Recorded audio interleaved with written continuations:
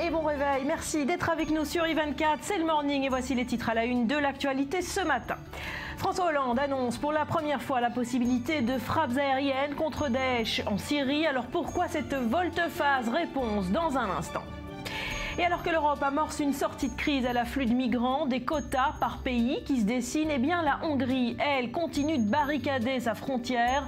Barbelés, gaz lacrymogène et soldats postés sur place.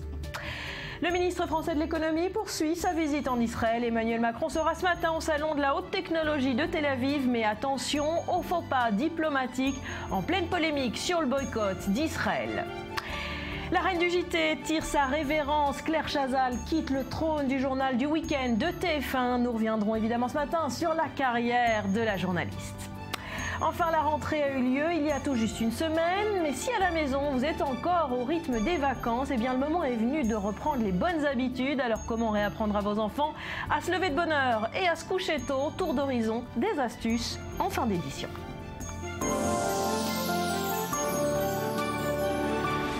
Bienvenue à tous. Alors on s'excuse pour ce décor quelque peu opaque que vous pouvez voir derrière moi. Il s'agit d'une tempête de sable qui s'abat depuis ce matin sur Israël. Une tempête qui nous vient de Syrie. Voilà. Et on démarre cette édition par ce qui semble être donc une volte-face de la part de François Hollande. Le président a annoncé lors de la conférence de presse hier des vols de reconnaissance au-dessus de la Syrie. Des vols qui ouvriraient la voie à des frappes contre le groupe État islamique. Les experts, eux, doutent de l'efficacité de cette intervention. Maxime Pérez.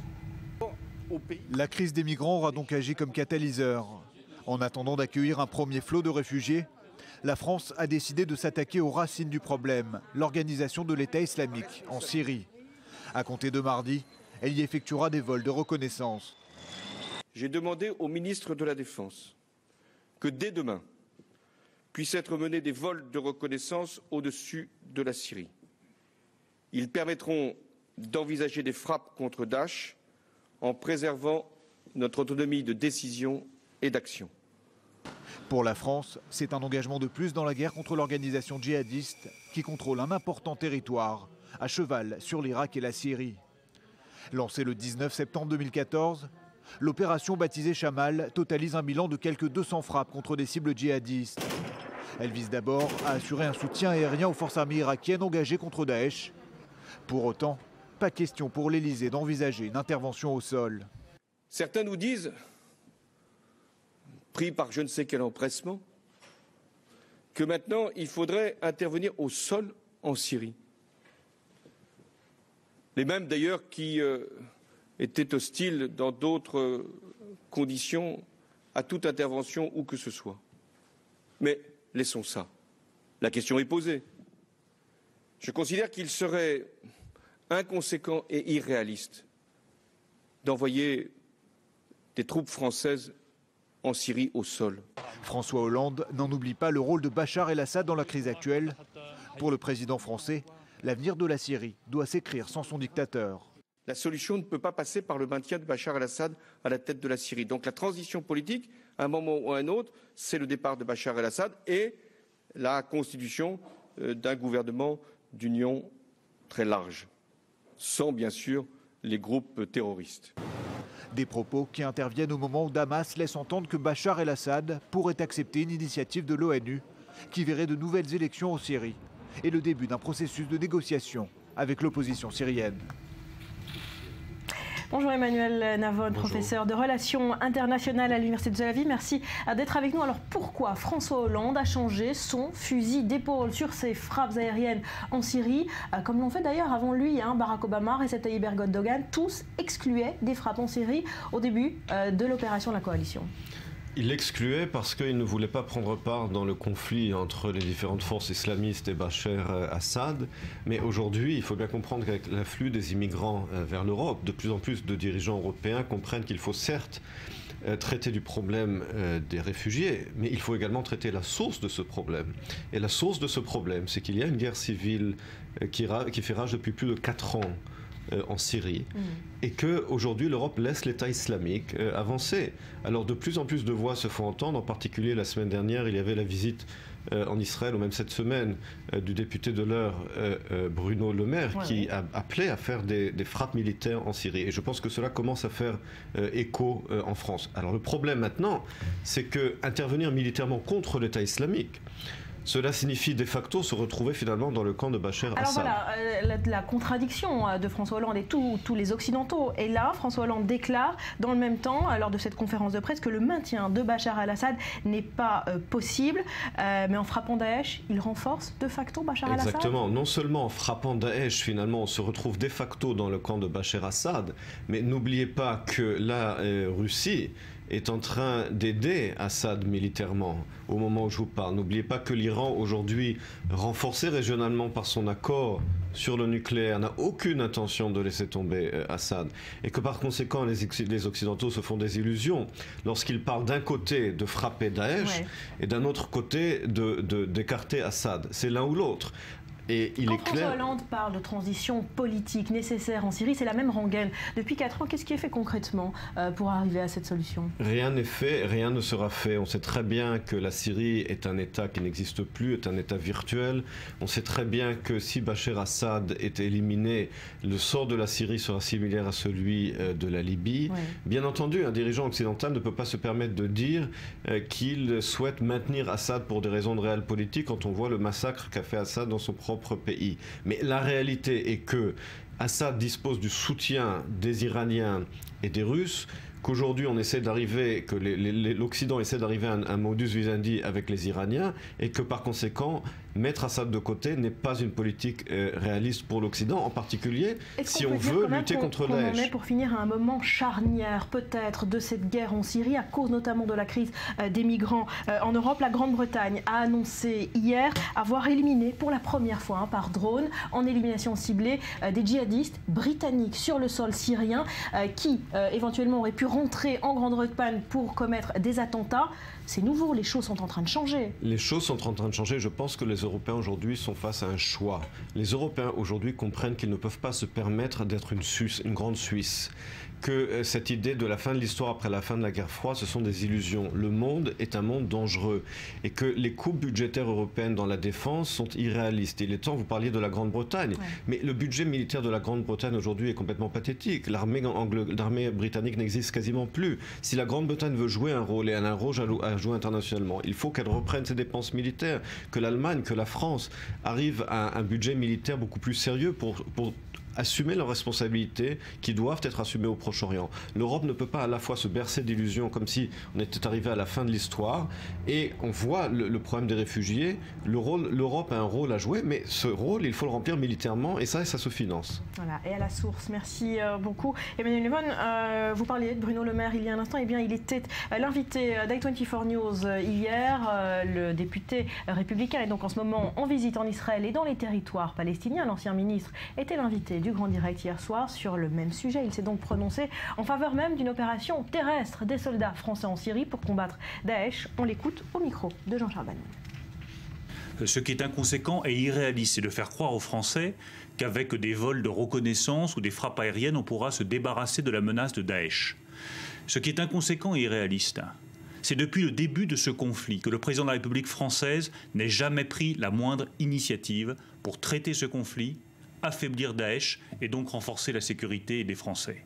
Ce qui est inconséquent et irréaliste, c'est qu'il n'y ait pas eu une seule initiative politique de la France, membre permanent du Conseil de sécurité des Nations Unies, pour traiter cette crise syrienne, traiter par conséquent la question des réfugiés, prendre des initiatives au Conseil de sécurité et essayer de rétablir de la stabilité dans la région. Ce qui est inconséquent et irréaliste, c'est la position que prend François Hollande sur ce dossier depuis maintenant plusieurs années. Oui, j'estime que des frappes sont nécessaires, mais elles doivent être complétées par une coalition internationale au sol.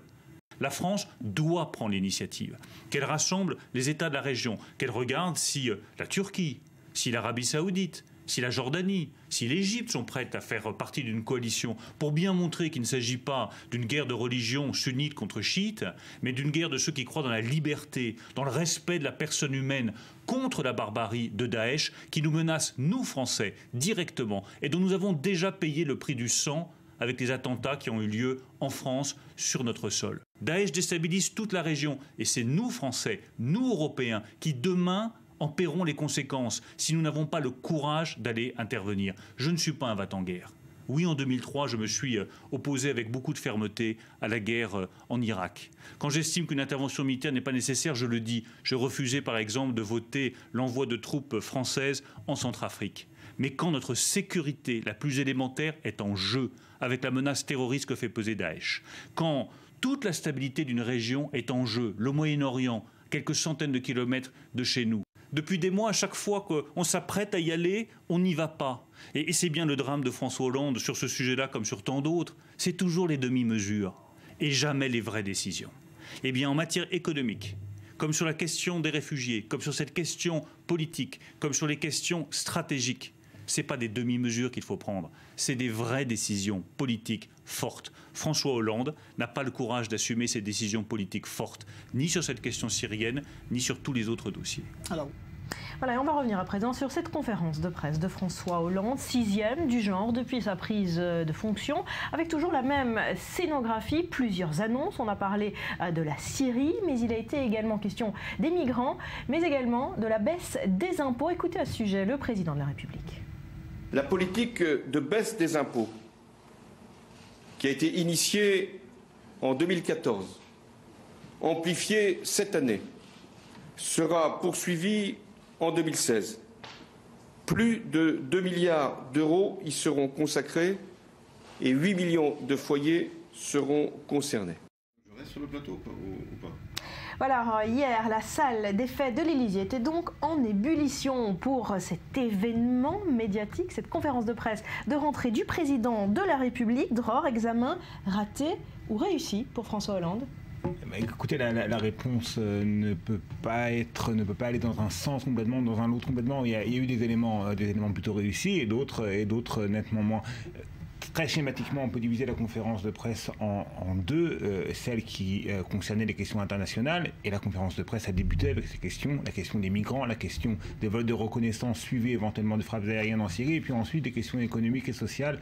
Et là, il y a une coupure assez nette. Dans la première partie, on a eu l'impression que François Hollande était à l'aise dans ses fonctions, qu'il correspondait vraiment à ses fonctions de président, d'ailleurs il parlait de la nation, de la France, avec des termes presque lyriques. Il s'agit de faire France. Faire France est une expression un petit peu nouvelle qu'on n'avait pas l'habitude d'entendre dans le discours des chefs d'État et des politiciens.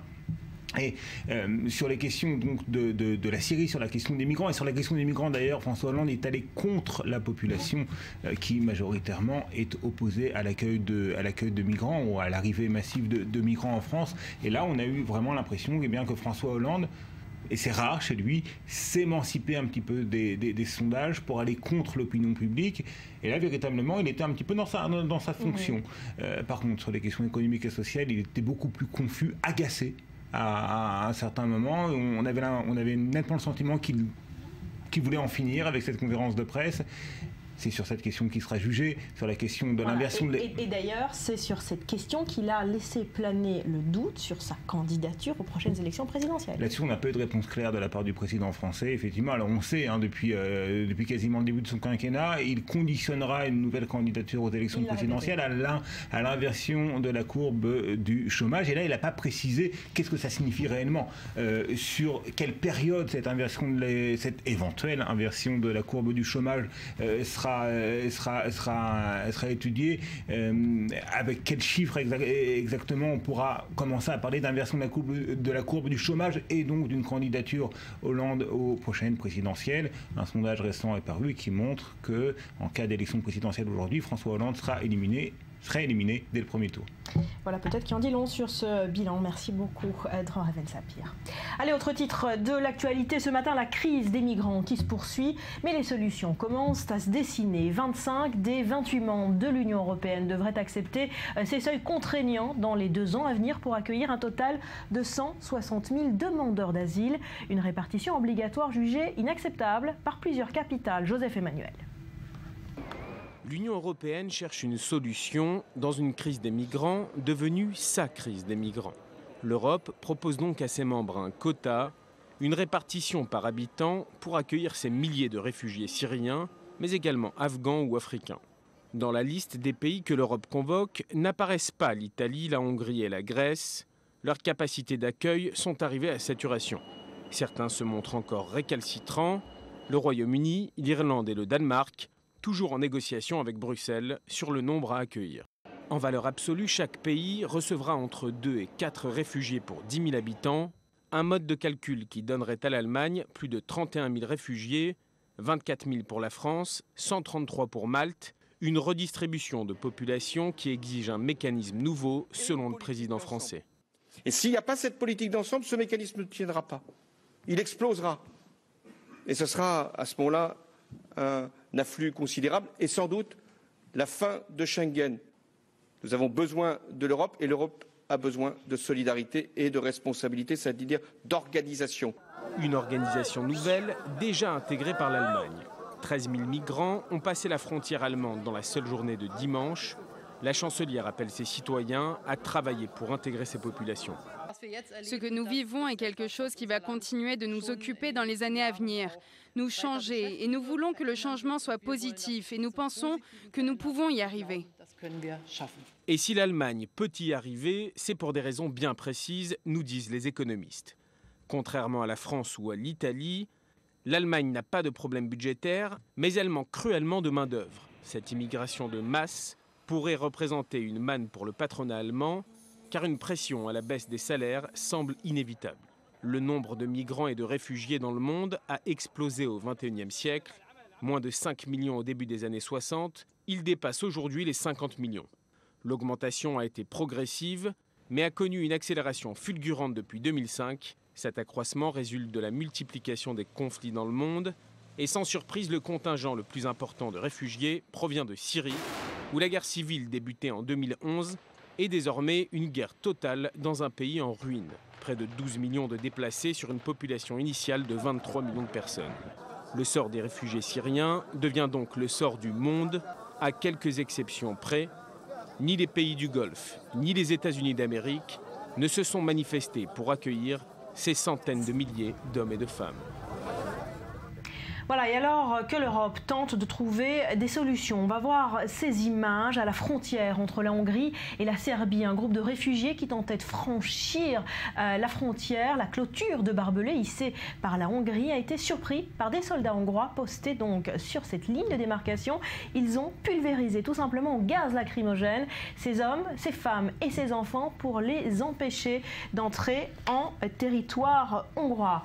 Et on va se diriger précisément vers Budapest en Hongrie. On vous retrouve Julia Ganancia, notre envoyée spéciale. Alors quelle est la situation ce matin sur le terrain dans le pays ?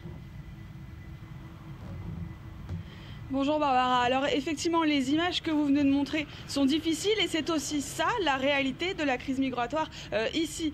En Hongrie, vous l'avez dit, les gens continuent d'affluer de Serbie pour venir jusqu'ici et rejoindre Budapest puis partir en Autriche et en Allemagne. Néanmoins, je peux vous dire que la situation s'est tout de même nettement calmée depuis que 12 000 migrants au total sont partis rejoindre l'Allemagne. La situation n'a plus rien à voir avec ce qu'on a vu ces derniers jours. Ici, je suis à la frontière avec l'Autriche, vous le voyez peut-être derrière moi d'ailleurs, hein, juste derrière moi, c'est l'Autriche. Et je peux vous dire que désormais, il n'y a plus beaucoup de migrants, même à la gare de Budapest, il y a plus grand monde, quelques dizaines de personnes qui tentent toujours de rejoindre l'Autriche ou l'Allemagne. C'est beaucoup plus facile désormais puisque les pays européens ont décidé d'affréter de nouveau des trains directs et des liaisons internationales pour permettre à ces migrants de réaliser leurs rêves et de tenter leur chance en Europe, que ce soit en Allemagne ou en Autriche. Voilà, mais pas en Hongrie. Et Viktor Orban, Julia, le Premier ministre hongrois, a annoncé la poursuite de la construction d'une clôture de barbelés à sa frontière avec la Serbie et le maintien de l'armée, comme on l'a vu sur ces images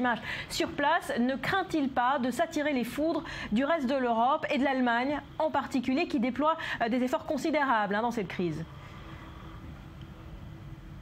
Alors effectivement, on voit tout un paradoxe et une vraie différence de politique sur cette crise migratoire. Ici, Viktor Orban qui continue, que ce soit ses déclarations, des déclarations toujours aussi fracassantes. Je vous rappelle la dernière fois où il avait dit que la crise migratoire n'était pas le problème de l'Europe, n'était pas non plus le problème de la Hongrie, c'était le problème de l'Allemagne.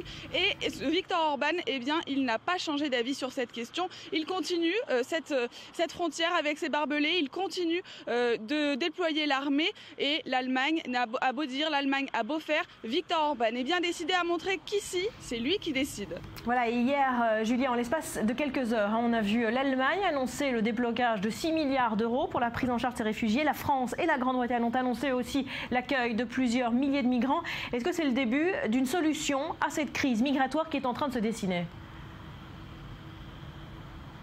Alors effectivement, contrairement à la Hongrie, l'Allemagne, elle, a envie de donner l'exemple aussi. C'est un peu ça l'idée derrière toutes ces déclarations qu'on a pu avoir hier.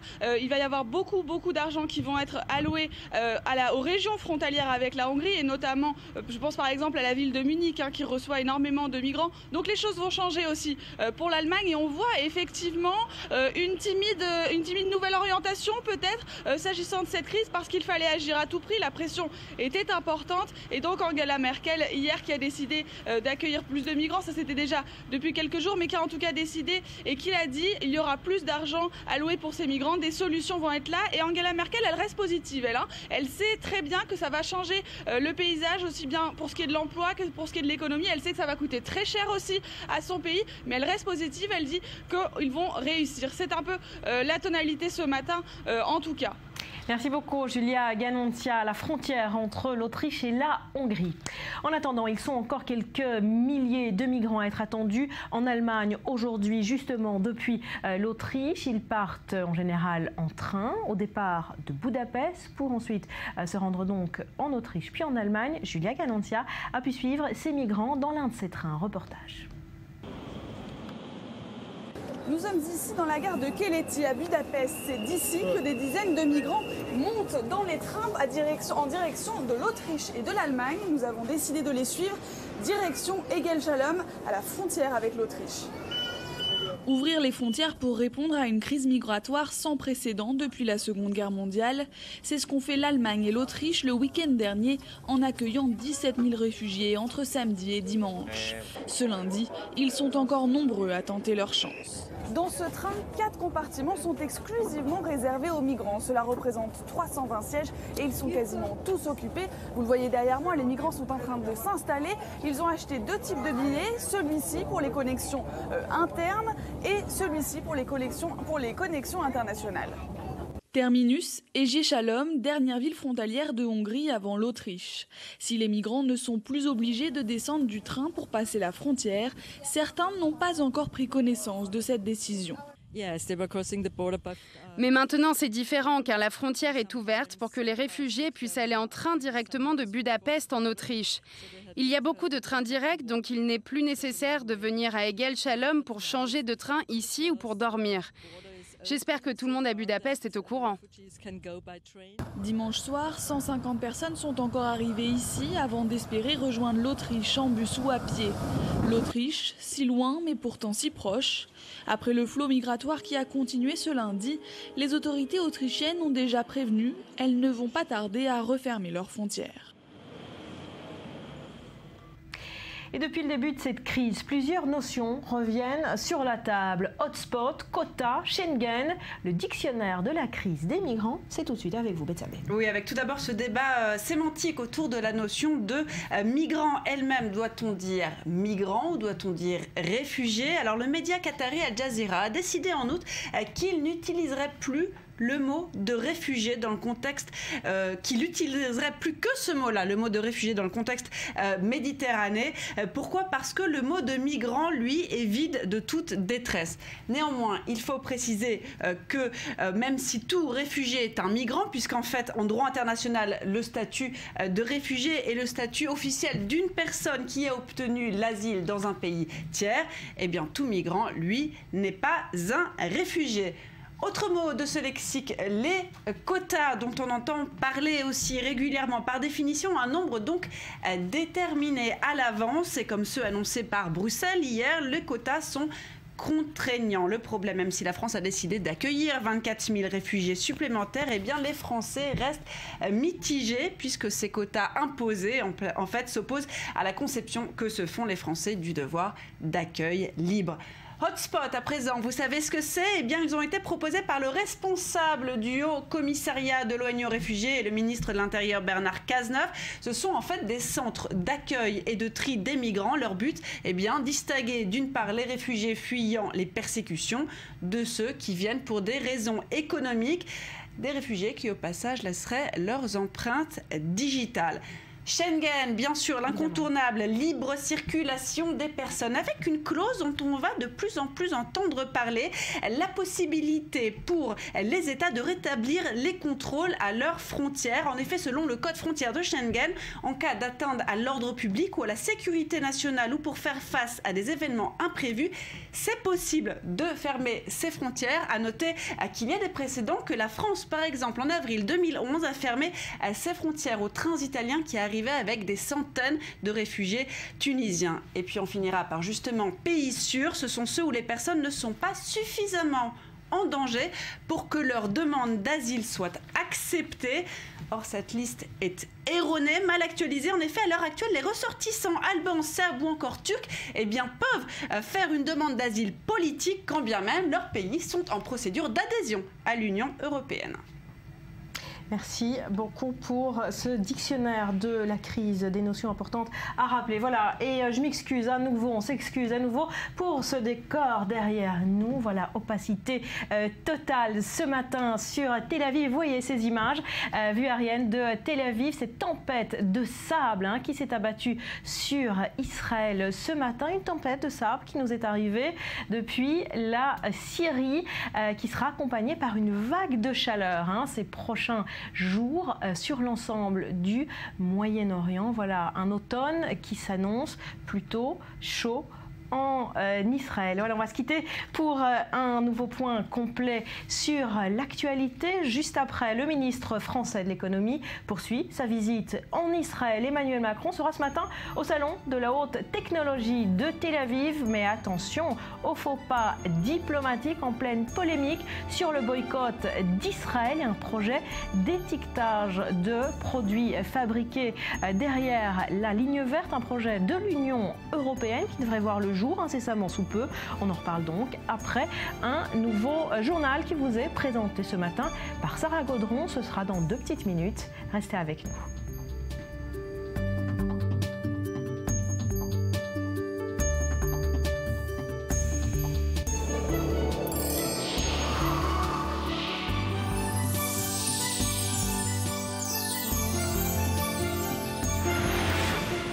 Au plateau du Morning, merci d'être avec nous. Emmanuel Macron poursuit sa visite en Israël et dans les territoires palestiniens. Le ministre de l'économie français a assisté hier au Festival de l'innovation et du numérique auquel participaient près de 150 entreprises françaises.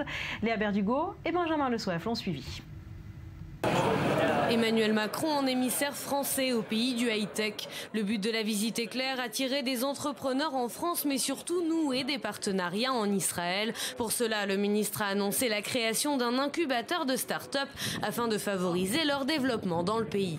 Au menu, la signature de partenariats entre l'université du Technion et le groupe de communication Havas. Une collaboration a également été scellée avec l'école polytechnique.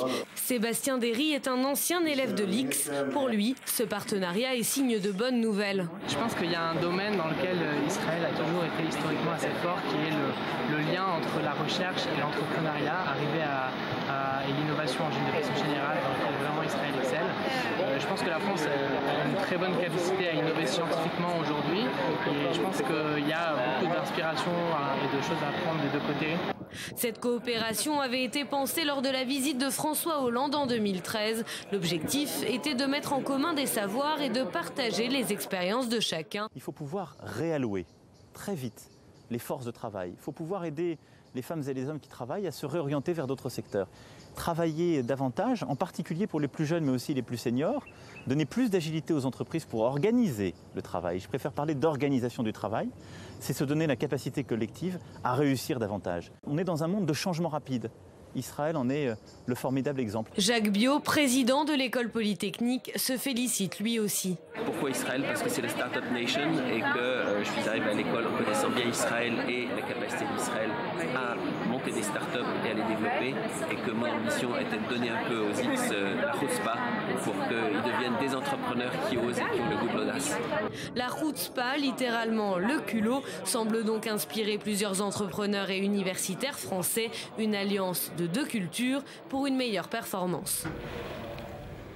Et ce matin, Emmanuel Macron est l'invité d'honneur du Festival de l'innovation israélienne, le DLD de Tel Aviv, salon de la haute technologie. Alors on se rend immédiatement sur place où on va retrouver l'un des participants. Bonjour à Théo Offenberg, vous êtes PDG de Reverso Context, outil de traduction en ligne. Vous faites partie de la délégation française qui accompagne le ministre de l'économie pour ce déplacement. Alors tout d'abord, votre impression d'Israël, est-ce que d'après vous le pays mérite son surnom de Startup Nation? Absolument, on peut trouver des entrepreneurs partout dans la rue, dans les terrasses de café. Donc c'est vraiment un endroit où la technologie apparaît partout. Alors à l'heure où la campagne... Et surtout sous forme de... Allez-y, je vous en prie.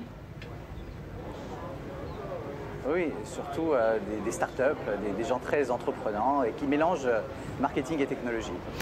Vous avez constaté une mentalité quelque peu différente qu'en France pour cet entrepreneuriat, pour ce monde des nouvelles technologies, des startups?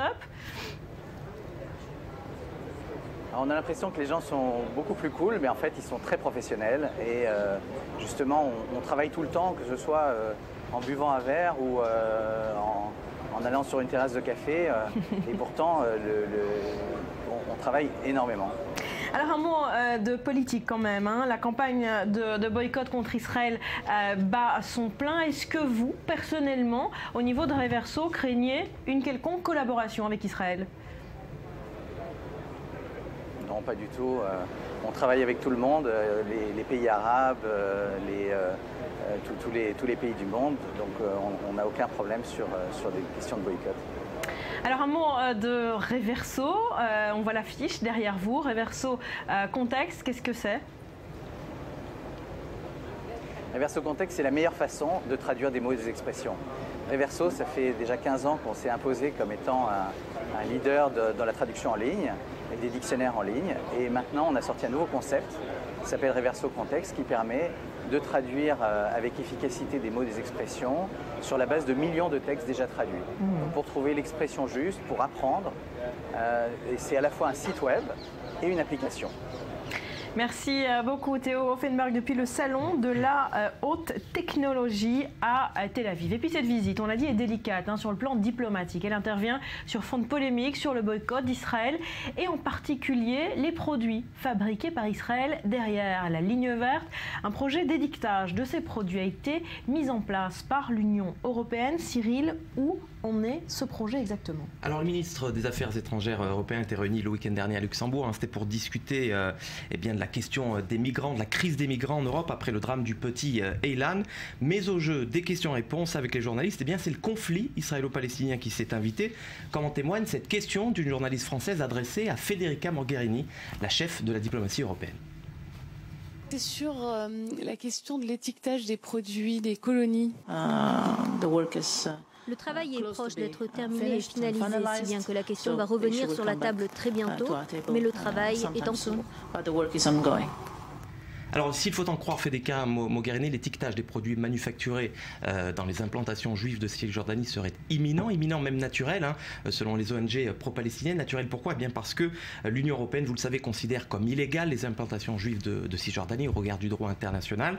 Et il n'y aurait donc aucune raison que les quelques 200 millions d'euros de produits manufacturés dans les implantations juives de Cisjordanie et importés sur le sol de l'Union européenne eh bien, ne soient pas estampillés. Voilà, étiqueté, sauf que ça fait 10 ans hein, qu'on parle de ce projet d'étiquetage de produits fabriqués dans les implantations et que cette mesure finalement n'a jamais été appliquée. Absolument, le dossier est sur la table depuis une bonne dizaine d'années. Rappelez-vous, en avril dernier, 16 des 28 ministres européens des Affaires étrangères avaient demandé à Federica Mogherini, dans cette lettre publiée en exclusivité par le quotidien de gauche israélien Haaretz, demandé d'œuvrer en faveur d'une politique européenne d'étiquetage des produits en provenance des implantations juives de Cisjordanie. Puis en 2013, 3 ans plus tôt, plusieurs ministres européens avait formulé la même demande à Catherine Ashton, donc l'ancienne chef de la diplomatie européenne, une initiative qui a été bloquée par le secrétaire d'État américain John Kerry. C'était à l'époque où Israéliens et Palestiniens étaient encore en train de négocier.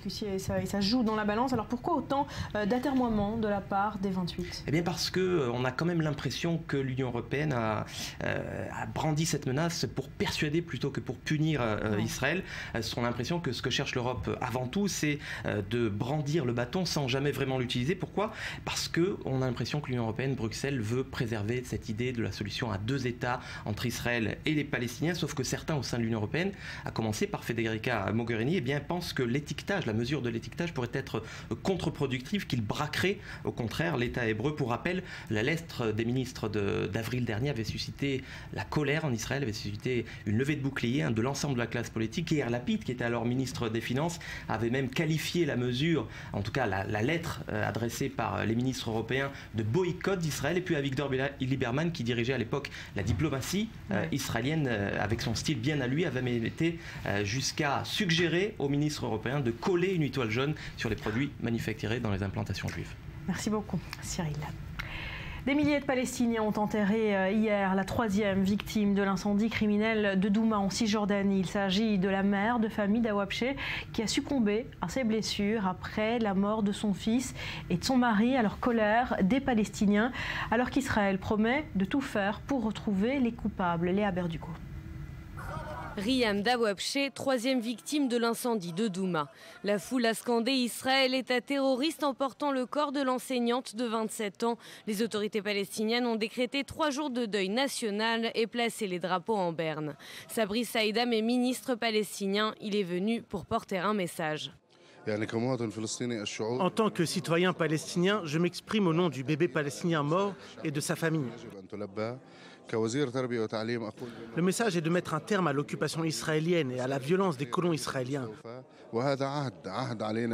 Dans la famille victime de l'incendie, il ne reste qu'Ahmed, 4 ans. La situation de cet enfant grièvement brûlé s'est améliorée.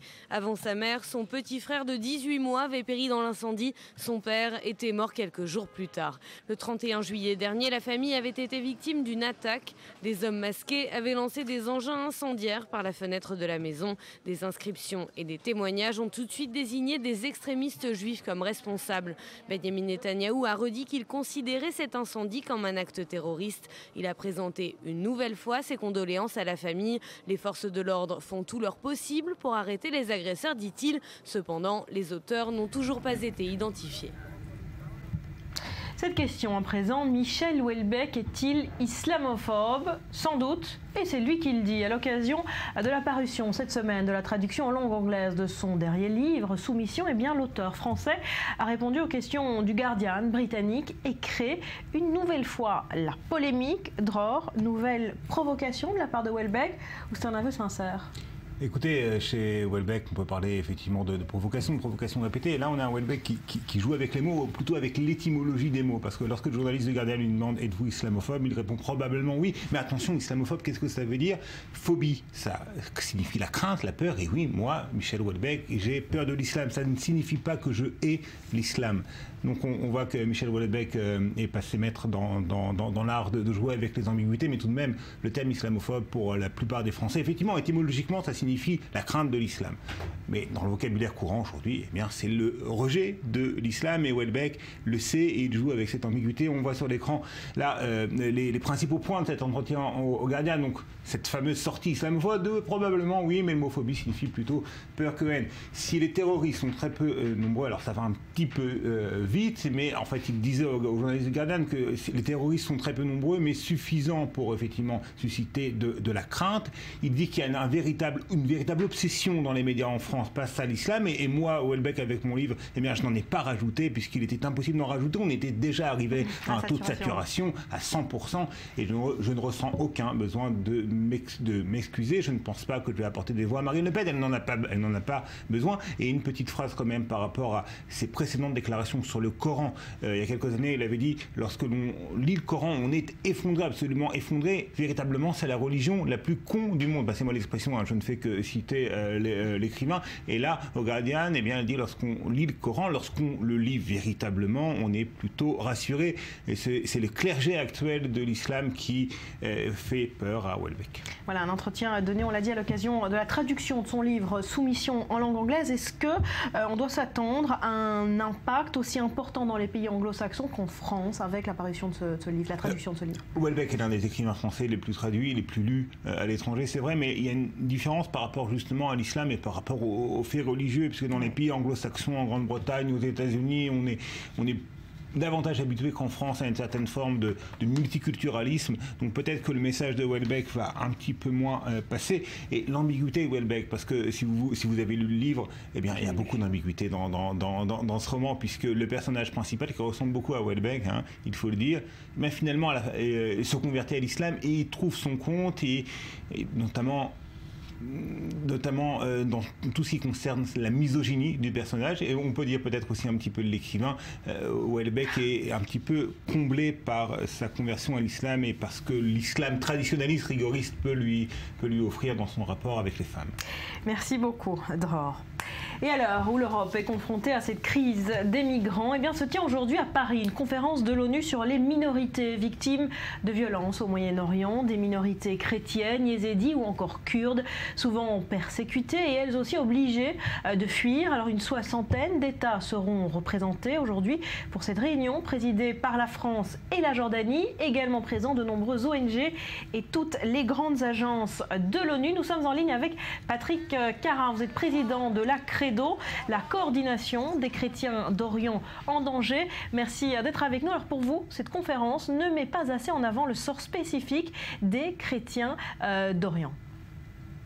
Cette conférence présente plusieurs manques. D'abord, dans son intitulé, on ne parle pas des chrétiens d'Orient. Pourtant, c'est une des composantes créatrices de ces États au Proche et au Moyen-Orient. Sans les chrétiens d'Orient, il n'y aurait pas eu un développement de ces États, il n'y aurait pas eu de civilisation arabo-musulmane, il n'y aurait pas eu de dialogue avec l'Occident. Les chrétiens représentaient entre 15 et 20% des populations de ces zones. Ils ne sont plus aujourd'hui que 3%.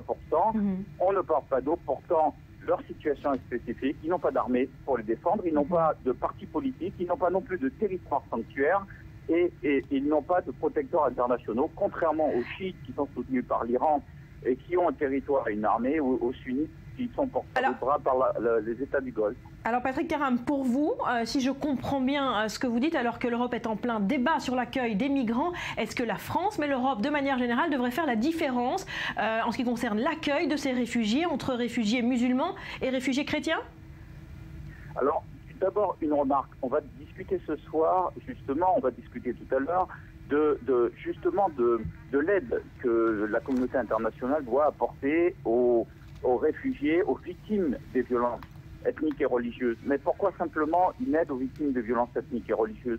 Pourquoi ne pas parler d'une aide à l'ensemble des victimes? Et il ne faut pas faire la différence cette fois-ci, et je le demande, entre les yézidis, les chrétiens qui sont des victimes ethniques et religieuses, et de l'autre côté, les autres qui seraient de mauvaises victimes et qu'on condamnerait à aller en Occident, en Europe, pour chercher refuge. Il faut aider toutes les victimes. Par contre, il faut faire attention à préserver la diversité de l'Orient. Cette diversité sans laquelle l'Orient n'est pas tout à fait elle-même, cette diversité dont l'appauvrissement conduirait l'Orient à une guerre ou à un appauvrissement, il ne serait pas acceptable qu'on accepte sa disparition. Patrick Caram, coordination des chrétiens d'Orient en danger. Merci d'avoir été avec nous ce matin. Et on continuera de parler après un nouveau journal des chrétiens d'Orient, mais sous un autre angle. Vous allez le voir, les écoles chrétiennes d'Israël sont toujours en grève, plus d'une semaine après la rentrée. Depuis la rentrée, les 47 établissements chrétiens du pays protestent contre la baisse des subventions dans une politique de l'État qu'ils jugent discriminatoire. Le détail après un nouveau journal avec Sarah Gautreau.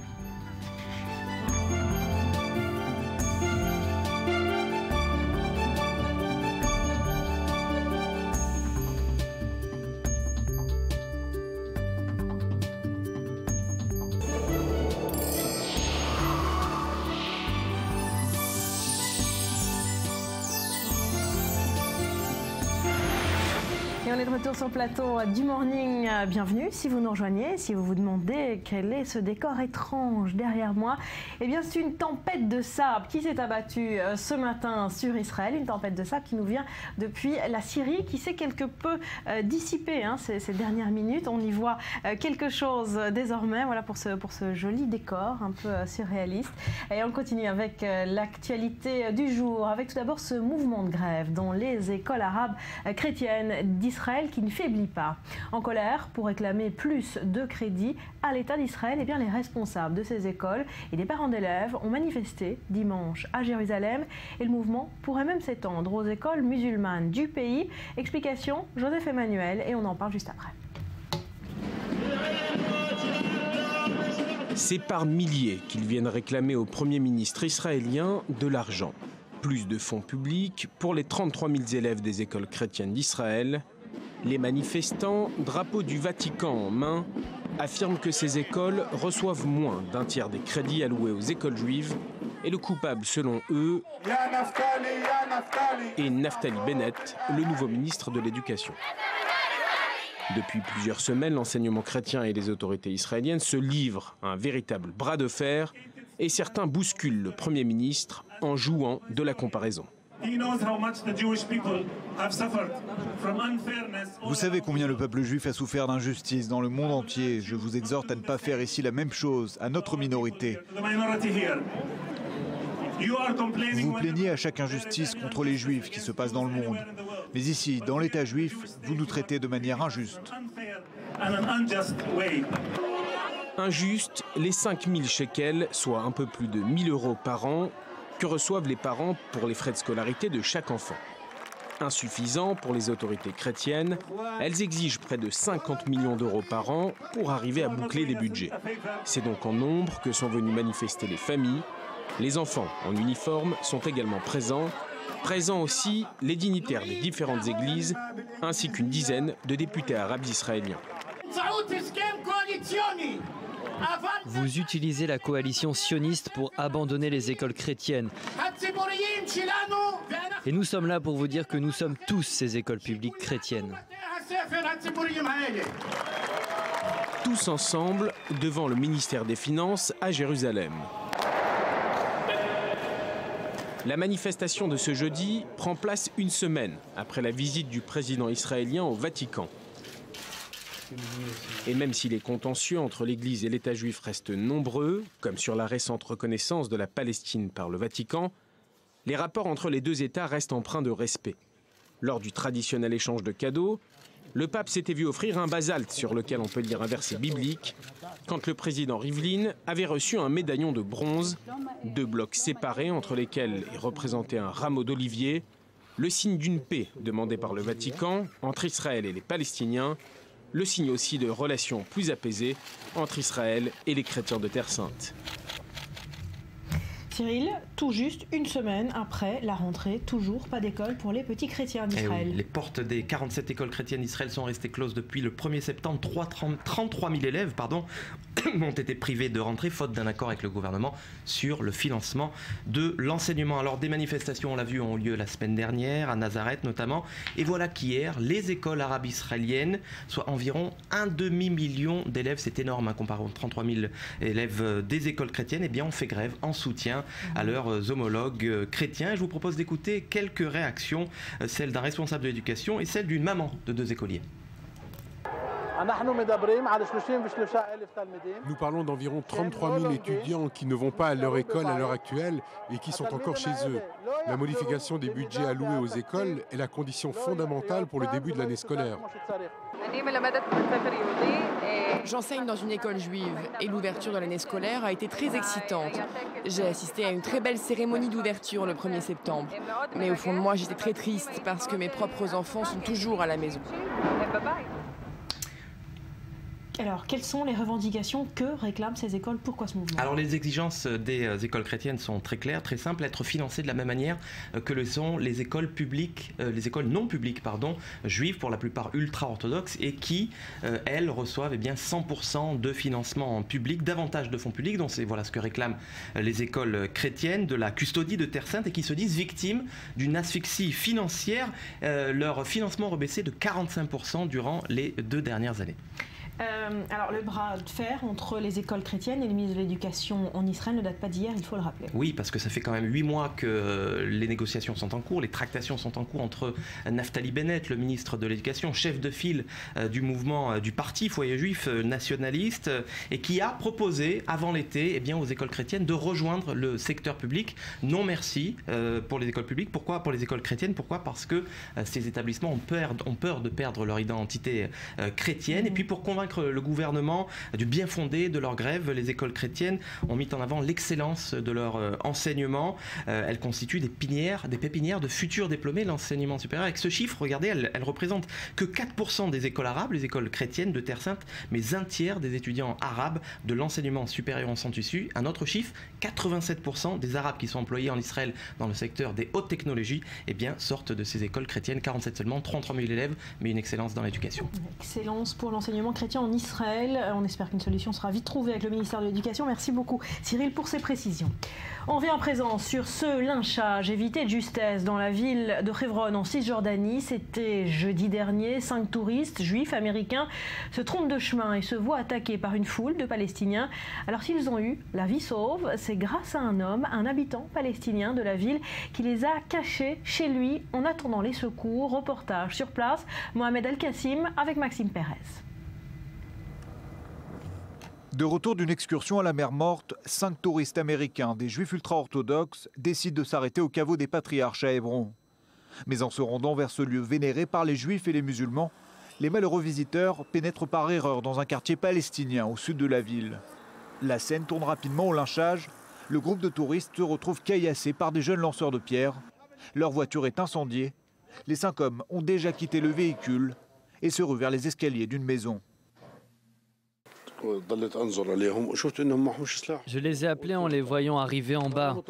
J'ai vu qu'aucun d'eux ne portait une arme, alors je leur ai fait signe de venir. Ils tentent de trouver refuge chez Faez Abdou Hamdia. Cet homme d'affaires palestinien vient à peine de regagner son domicile. Alerté par les bruits, il ouvre sa porte et laisse entrer les touristes américains en état de choc. 2 d'entre eux sont même légèrement blessés.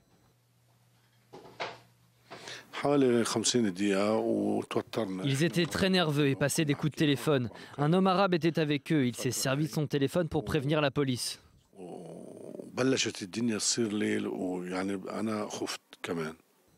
Abou Hamdia prévient immédiatement l'armée israélienne. Il doit s'y prendre à plusieurs reprises pour les obtenir et surtout pour les convaincre, car à l'autre bout du fil, personne ne le croit. Finalement, des soldats israéliens font leur apparition près d'1 heure après l'incident. Ça leur a pris beaucoup de temps pour arriver, presque 50 minutes. J'étais paniqué et je leur ai dit que la nuit commençait à tomber. Je leur ai dit qu'ils seraient responsables de la moindre chose qui arriverait à ma maison. Le geste d'Abou Hamdia aura donc sauvé la vie des 5 touristes américains. Le voici devenu héros malgré lui, même si ce Palestinien s'en défend.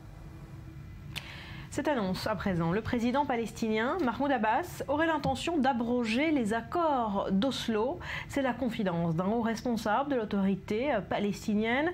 Réponse d'Israël, pas de panique à bord, ce n'est pas la première fois qu'une telle menace est proférée. Regardez. Il y a 22 ans, une poignée de main mettait fin à l'un des plus vieux conflits du monde. C'est en tout cas l'objectif qui était recherché, mettre fin au conflit israélo-palestinien, un conflit considéré comme petit par rapport à d'autres autrement plus meurtriers comme le conflit actuel en Syrie. Mais cette guerre a des résonances immenses qui déchaînent les passions partout dans le monde. On n'est pas des racistes, mais il faut voir de l'autre côté les enfants palestiniens qui... Nous sommes le 13 septembre 1993. Depuis plusieurs mois, les négociateurs israéliens et palestiniens posent les jalons d'un accord de paix. Yitzhak Rabin est alors Premier ministre d'Israël, Yasser Arafat, le président de l'OLP, et Bill Clinton, l'hôte de la Maison-Blanche. Ils sont en train d'écrire l'histoire. la Palestine sera bientôt créée aux côtés d'Israël. Mais 22 ans plus tard, qu'en est-il de ce traité de paix? La Palestine est reconnue par de nombreux pays, même par le Vatican, mais elle n'existe toujours pas. Les attentats kamikazes et les attaques terroristes commis par des Palestiniens n'ont pas cessé. Gaza est devenu un territoire intégralement contrôlé par le Hamas. L'autorité palestinienne dénonce une colonisation croissante et elle pense aujourd'hui abroger les accords d'Oslo. Le Conseil national palestinien se réunit la semaine prochaine et ce pour la première fois depuis 10 ans. Objectif, débattre d'une motion qui effacerait purement et simplement les accords d'Oslo. Une décision lourde de sens, lourde aussi de conséquences. Car si l'autorité palestinienne approuve cette motion, c'est à l'ONU que Mahmoud Abbas annoncera cette décision devant une assemblée générale qui ne pourra rien faire d'autre qu'acter, impuissante, comme souvent face à deux protagonistes qui ne s'entendent pas. Côté israélien, on assure que cette nouvelle menace, présentée comme une épée de Damoclès, sera contre-productive. Toutes les possibilités restent donc sur la table dans la résolution de l'un des plus vieux conflits contemporains. Et toujours sur la scène diplomatique, après l'accord sur le nucléaire iranien, Jérusalem craint un vote à l'AIEA qui exigerait la transparence nucléaire également pour l'État hébreu. Alors, pour l'éviter, Israël compte sur le soutien de pays africains. Myri, cette réunion aura lieu le 14 septembre prochain. Oui, alors il faut savoir que c'est une initiative égyptienne qui sera sur la table, soutenue par des pays arabes et qui donc demanderait à Israël d'ouvrir le site nucléaire de Dimona aux inspections de l'AIEA, et Benjamin Netanyahou se tourne donc vers d'autres soutiens pour essayer de contrer cette initiative, et il se tourne, vous l'avez dit, vers les pays africains. Alors dans un instant, on va écouter les déclarations de Benjamin Netanyahou il y a quelques jours, dimanche, avant l'ouverture du Conseil des ministres. Alors il parlait, lui, d'accueillir, ou de plutôt ne pas accueillir les migrants syriens. Il donnait les raisons de ce non-accueil. Alors je sais que ça peut paraître un petit peu alambiqué, mais vous allez voir le rapport tout de suite avec le nucléaire. Écoutez. Israël n'est pas indifférent à la tragédie humaine des réfugiés venus de Syrie et d'Afrique. Nous nous sommes déjà occupés avec dévouement d'environ 1000 blessés syriens. Nous discutons avec les chefs d'État africains et récemment avec le Premier ministre italien ainsi que d'autres dirigeants européens au sujet des programmes d'aide pour les pays africains dans les secteurs agricoles, économiques et sécuritaires, afin de traiter le problème à la racine. Alors d'abord, il fait un glissement des migrants syriens vers les migrants africains. Ce sont deux situations complètement différentes. Ensuite, il parle d'une formation agricole. Il faut savoir que cette formation ne sera ni gratuite, ni complètement désintéressée. En fait, qu'est-ce que fait Benjamin Netanyahou? Il propose aux pays africains de donner le savoir-faire israélien en matière agricole. Contre quoi? Eh bien, contre un vote qui ne soutiendrait pas l'initiative égyptienne. Ça veut dire donc agriculture contre nucléaire. Voilà, agriculture contre nucléaire pour le principe de Benjamin Netanyahou. Alors pourquoi Israël semble aujourd'hui plus inquiète quant à cette initiative qui, vous l'avez dit, n'est pas nouvelle? Ah non, c'est pas nouveau. C'est chaque année, l'Égypte, avec le soutien de pays arabes, dépose cette initiative sur la table de l'AIEA. Mais jusqu'ici, Israël n'était pas inquiète, sauf que la donne a changé. Ouais. Cette donne vient avec l'accord, évidemment, signé entre l'Iran et les grandes puissances, un accord qui devrait passer devant le Congrès américain sans grand problème. Il y aurait donc également le soutien des Iraniens à cette initiative de l'Égypte. Ça donne du poids, évidemment, et donc Israël est inquiète aujourd'hui. Verdict le 14 septembre pour ce vote qu'Israël suit de près. Merci beaucoup, Myri. Allez, avant de se quitter, pour un nouveau journal, cette histoire, en pleine crise des migrants, un milliardaire égyptien souhaite acheter une île en Méditerranée pour y reloger des réfugiés et leur proposer un abri. Regardez, Léa Volbert. À situation exceptionnelle, mesure exceptionnelle. Un milliardaire égyptien propose d'acheter une île au large de la Grèce ou de l'Italie afin de loger les centaines de milliers de migrants qui affluent des pays en guerre. Trop c'est trop, deux photos, celle de l'enfant sur la plage et celle d'Hongrie. Ces gens sont traités comme du bétail. Naguid Sawiris a 61 ans, il est copte, ancien proche de Moubarak et aujourd'hui d'Al-Sisi, propriétaire de l'empire des télécoms Orascom et donc multimilliardaire.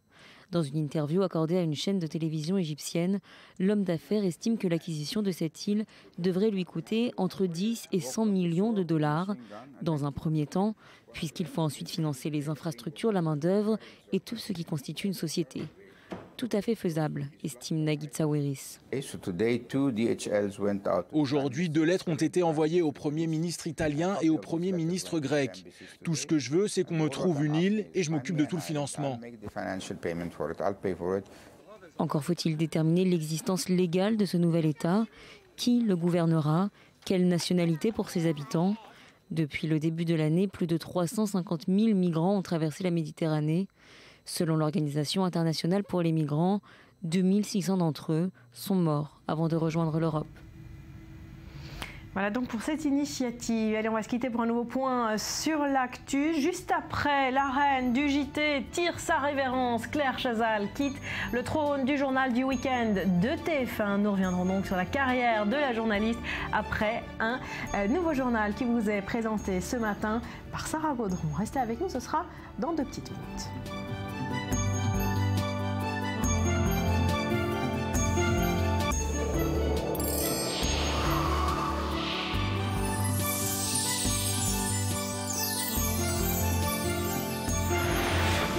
C'est désormais officiel, Claire Chazal, 58 ans, quitte TF1 et le journal du week-end. Chazal, c'est le 20h de TF1 depuis 91. Myri, c'est la fin d'une époque. Oui, 24 ans, est-ce que vous vous rendez compte? 24 ans de journal télévisé tous les week-ends. Parce qu'évidemment, les téléspectateurs étaient très fidèles. Alors, c'était plus ou moins prévisible, hein, les journaux de TF1 de 13h et 20h le week-end perdaient beaucoup d'auditeurs et étaient talonnés de plus en plus de trop près, en fait, par ceux de France 2 et de Laurent Delahousse. Donc voilà, c'est officiel, elle va devoir quitter dans les semaines à venir, hein, ça ne va pas être du jour au lendemain. Claire Chazal sera remplacée par son joker de TF1 qui est Anne-Claire Coudry. C'est pas encore officiel, mais en tout cas ce sont les dernières informations. On a pu la voir cet été, hein, voilà, à la place de Claire Chazal. Exactement. Et rappelez-vous, le journal de Claire Chazal, c'est ça.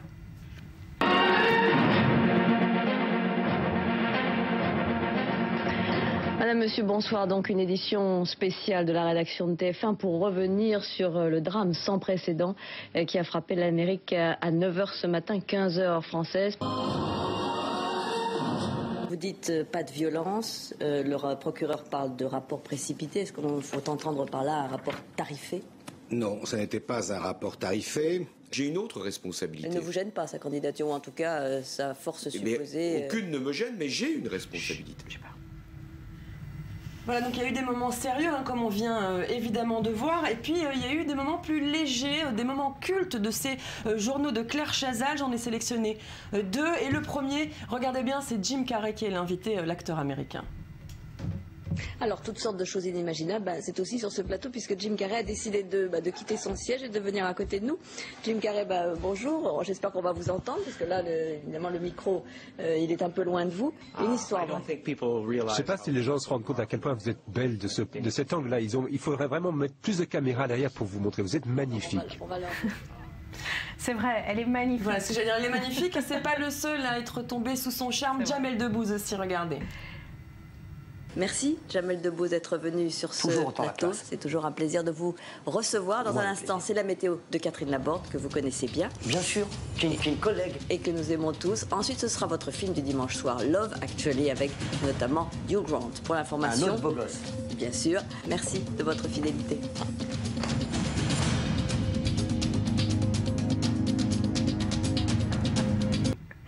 Minouche. Elle a beaucoup d'humour, hein, je trouve. Ouais. Vraiment, elle prend les choses un petit peu comme elles viennent avec dans ce genre de situation. Alors, voilà, Claire Chazal, magnifique, élégante, professionnelle, on le rappellera jamais assez. Et depuis cette annonce, les réseaux sociaux sont en ébullition, sous le choc. On est plus ou moins de la même génération, hein, Barbara, vous et moi. Eh bien, c'est toute une génération qui aujourd'hui dit au revoir aux journaux de 20h de Claire Chazal du week-end, et à ceux carrément comme Niro, qui sur Twitter l'appelle Tata Claire. Voilà, donc pour vous dire, d'autres regrettent évidemment le départ d'un membre de la famille. Et puis, il y a ceux qui qui ont le sentiment que c'est une page de leur propre vie qui se tourne. Voilà, comme Nicolas qui écrit sur Twitter, Claire Chazal, c'est tout ce qu'il me reste de la télé de mon enfance, la seule qui n'est pas encore en image de synthèse. Il y a évidemment aussi les remerciements, comme Quentin qui poste des photos sur Twitter et qui retrace la vie vraiment dans les journaux télévisés de Claire Chazal. Vous voyez la progression en images, les coupes par exemple, les tenues, enfin évidemment ça va avec l'époque. Voilà. C'est certainement la seule femme au monde qui est de plus en plus belle alors qu'elle vieillit. Et puis il y a aussi évidemment les célébrités qui lui disent au revoir, qui la remercient. Je pense à PPDA qui a écrit sur Twitter qu'il était en pensée avec Claire Chazal. Vous savez, Patrick Poivre-d'Arvor qui lui aussi a été remercié par TF1 et qui dit qu'il est très content qu'elle s'installe sur Radio Classique. Voilà, c'est la nouvelle. Peut-être qu'on la retrouvera en radio. Donc voilà pour Claire Chazal. J'ai une petite surprise pour vous aussi parce que Claire Chazal, on a dit, c'est notre génération et je voudrais vous faire écouter quelque chose. Voilà, on va voir si ça vous rappelle quelque chose. Regardez. Il est vraiment phénoménal.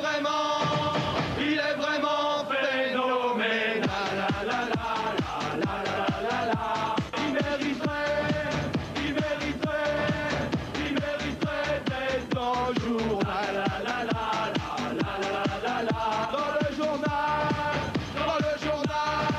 Dans le journal de Claire Chazal.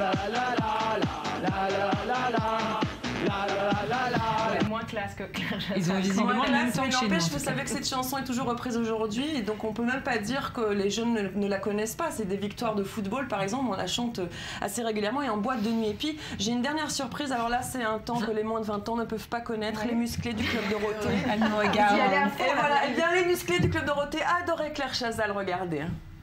Claire Chazal,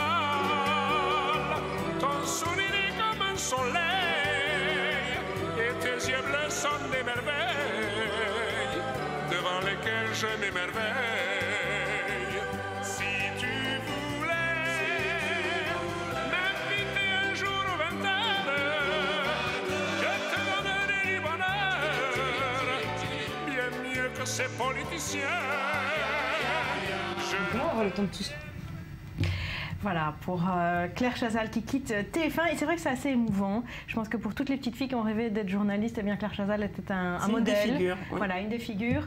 Merci beaucoup, Myri, en tout cas, de nous avoir rappelé. Allez, on ouvre une page cinéma à présent avec vous, Laetitia. On parle ce matin d'un réalisateur que vous adorez. Vous nous en parlez souvent. Il s'appelle Paolo Sorrentino, parce qu'aujourd'hui sort en salle, demain, son dernier film, on est mardi, Youth, présenté à Cannes. On en avait déjà parlé. Et alors, à cette occasion, on va s'intéresser aujourd'hui à ce qui fait sa signature, à notre ami Paolo Sorrentino, ces scènes d'intro musicales et électrisantes qui plongent d'emblée le spectateur dans son univers baroque et dissonant. Retour sur les séquences apéritives les plus folles du super esthète Rital, la plus folle de toutes en 2008 dans Il Divo. Là, on a une déflagration de violence kaléidoscopique, compilation des crimes de la Cosa Nostra sur fond de French Touch, le tout de Cassius.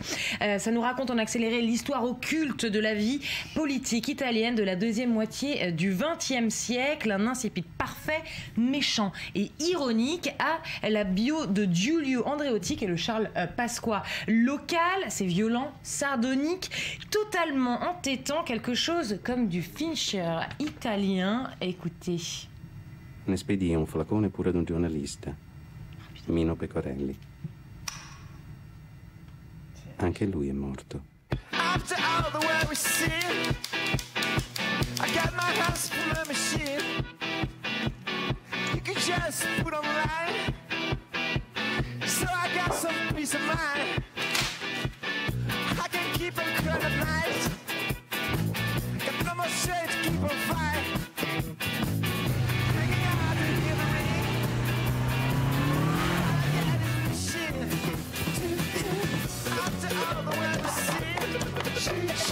I got my house in the machine.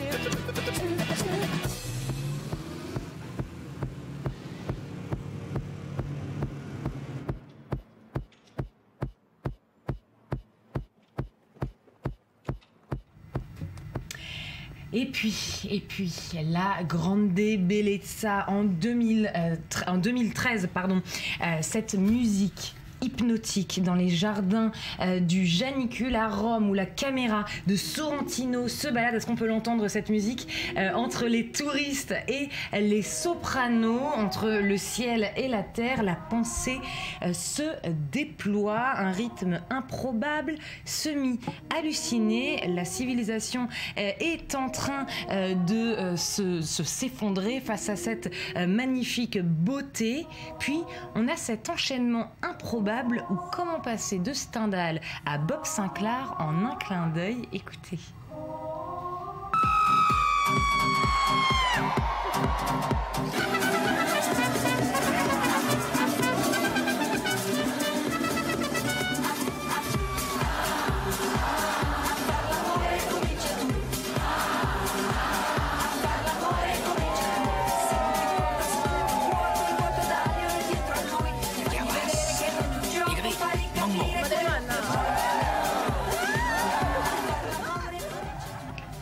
Un univers. Tout un univers, tout à fait. En 2006, dans L'Ami de la famille, le film s'ouvre là sur le visage d'une nonne et puis un zoom arrière délirant nous fait comprendre qu'elle est ensablée jusqu'au cou. Horreur et sensualité mêlées, un choc total. Qui d'autre que Sorrentino se permet des trucs comme ça dans le cinéma contemporain?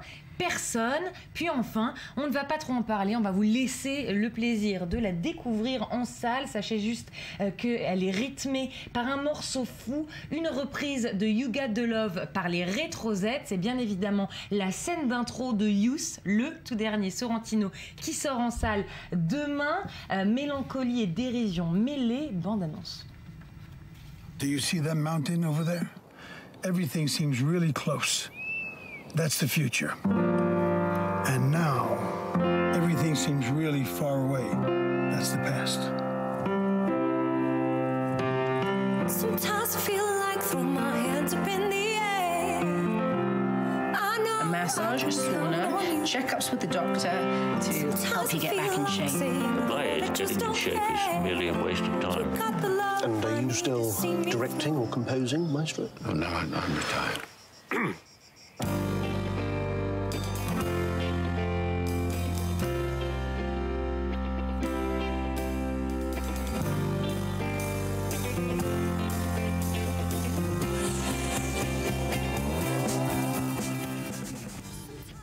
Voilà, You, ça sort demain. Sorrentino, merci beaucoup Laetitia. Et la rentrée a eu lieu il y a tout juste une semaine. Et si à la maison, vous êtes peut-être encore au rythme des vacances, eh bien le moment est venu de reprendre les bonnes habitudes. Alors comment réapprendre à vos enfants à se lever de bonne heure et à se coucher tôt? Tour d'horizon des astuces avec vous, Betsabé. Allez-y, ça m'intéresse. Est-ce que vous pensez que votre enfant a moins besoin de sommeil que les autres? Il vous a convaincu qu'il n'était pas fatigué ou tout simplement, eh bien, vous avez laissé peut-être tomber les bras. Alors, et oui, on a tous pété les plombs devant un enfant qui refuse d'aller au dodo, moi la première, mais ne lâchez pas prise parce que le risque, le lendemain, c'est ça.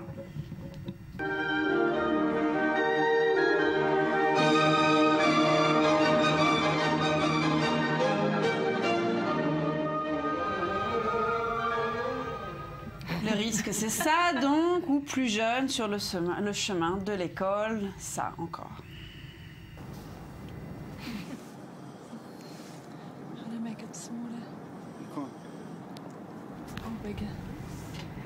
Ouais, et là, ça va, c'est pas trop dangereux de filmer pendant qu'on est en train de conduire aussi. Alors, pas de décision radicale, néanmoins, soyez compréhensifs. Les enfants, c'est comme nous, ils ont besoin de se réadapter tranquillement au rythme. Il leur faut une bonne dizaine de jours, selon les spécialistes. Or, le sommeil, c'est comme le petit-déj, eh bien, il y a des règles à respecter. Alors, à quelle heure, tout d'abord, les mettre au dodo? Eh bien, je suis désolée, mais si je vous dis qu'un enfant de 6 ans doit se coucher à 20h ou qu'un enfant de 8 ans doit se coucher à 21h, comme c'est parfois écrit, eh bien, vous me répondrez que votre enfant n'est pas une machine, eh bien, vous aurez raison. En fait, à l'âge identique, un enfant n'a pas forcément besoin de la même quantité d'heures de sommeil. En fait, plus que l'heure précise d'aller au dodo, il faut prendre en compte l'attitude de votre enfant. Vous pouvez prendre des notes, Barbara, si vous voulez. Je suis très concentrée. Alors, s'il est fatigué, s'il se frotte les yeux, s'il se frotte les oreilles, ou signe suprême, s'il a des frissons, s'il a froid, c'est ce qu'explique Claire Lecomte. Elle est professeure de psychologie d'éducation et auteure d'un ouvrage sur les rythmes scolaires et les rythmes de vie.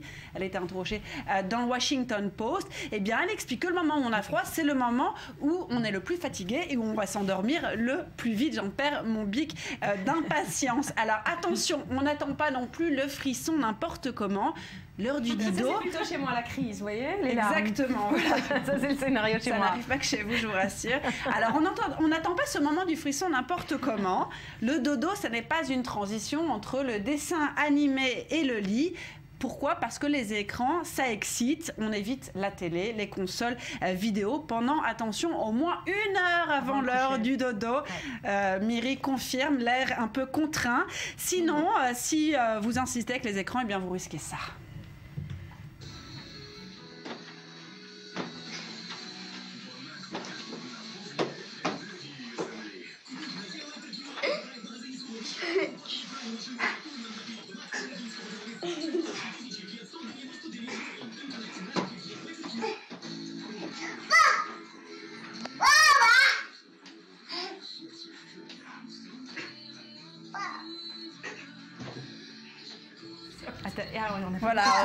Voilà.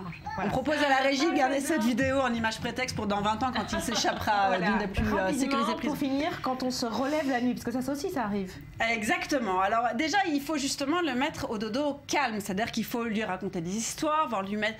Vous pouvez lui chanter des chansons. Hein. Il y a toutes des panoplies de chansons pour les enfants. Ça, c'est pour les parents qui sont dispo, patients, qui éventuellement ne sont pas complètement fracassés de leur journée. Et puis, s'il veut que vous restiez, eh bien, vous avez le droit. N'ayez pas peur de lui donner de bonnes habitudes. Le tout, c'est de ne pas commencer à l'exciter. Vous papotez le moins possible. Et puis, tous les jours, vous restez un petit peu moins longtemps dans la chambre pour que le message passe. On y va progressivement. Exactement. Et vous essayez d'être le plus rébarbatif possible quand vous vous asseyez dans la chambre. Ouais, je serai pas trop sûre. À cette heure-là, merci beaucoup. Vous pouvez relire votre journal du matin. Conseil. Voilà. Merci les filles. Merci à vous de votre fidélité au morning. Tout de suite, un nouveau point sur l'actu. Passez une très belle journée. On se retrouve demain. Portez-vous bien.